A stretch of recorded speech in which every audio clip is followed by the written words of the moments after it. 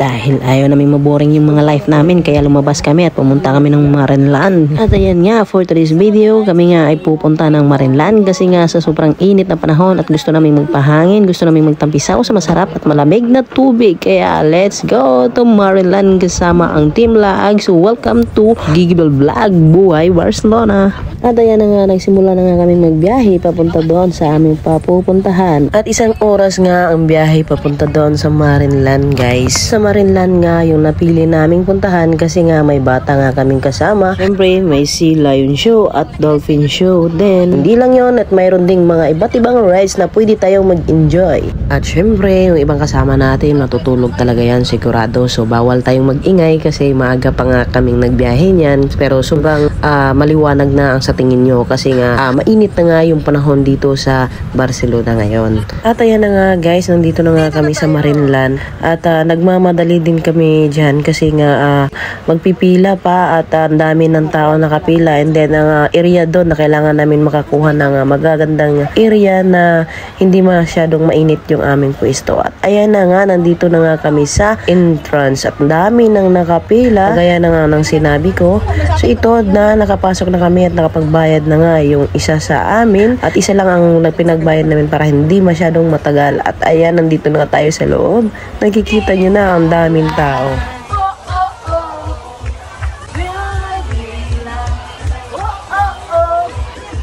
At nakahanap na nga kami ng pwesto at pagkatapos pumunta na kami dito sa taas kasi nagsisimula na nga yung show. At ayan, super dami talaga yung tao dito pero hindi naman masyadong malaki yung area dito. Ang nakakaganda lang kasi mayroon silang dolphin at lion show kaya dinadagsa sila ng mga bata at syempre yung mga isip bata na rin.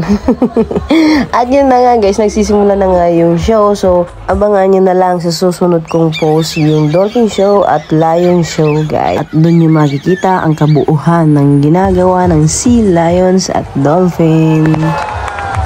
So guys, papunta kami ng locker at ilalagay namin ang aming mga kahalagahang importante. At maliligo na rin kami.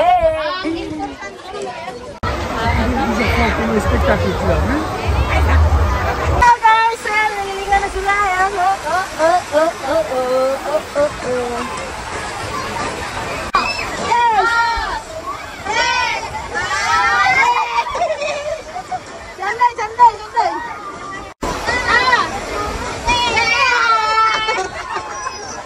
So kung nag-i-enjoy nga yung mga bata guys, hindi rin nagpapahuli itong mga isip bata, itong mga batang to. Kasi habang hinihintay nga namin yung kasama namin dun sa kabila na nag-slide sa mga mahaba, kami dito muna sa mga pangbata. Ito nga yung sabi ko guys, yung kasama namin hinihintay namin, dito nga sila nag-slide sa mahaba. Hindi kasi namin kaya sila na lang ang gumawa. So ito naman ang tinatawag nilang 8 guys kasi nga dalawa ang karga nitong salbabida kaya tinatawag nilang 8. Mayroon naman ang isa ang tinatawag 0. Ano? So try namin kung kaya namin to.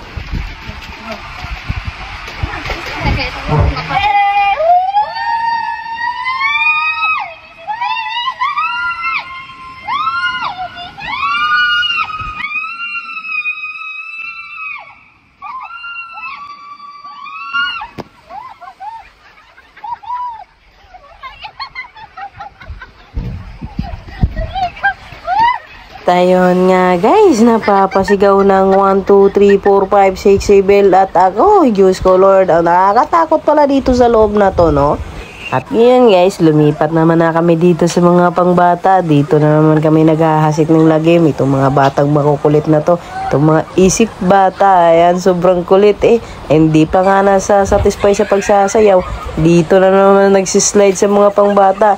Kasi may isang bata dyan, tuwang-tuwa siya. Kisabay na rin siya, kaya yan, pati siya napapasigaw. At lumipat na nga kami dito sa tinatawag nilang buwis buhay guys. Grabe, nakakatakot to. Kaya yung dalawang kaibigan lang namin ang naglakas loob na sumalang dyan guys. At itong isang rides naman guys, ang tinatawag nilang Imbodo. Kaya dito na lang din kami sumalang at ayan naman sila ang nauna.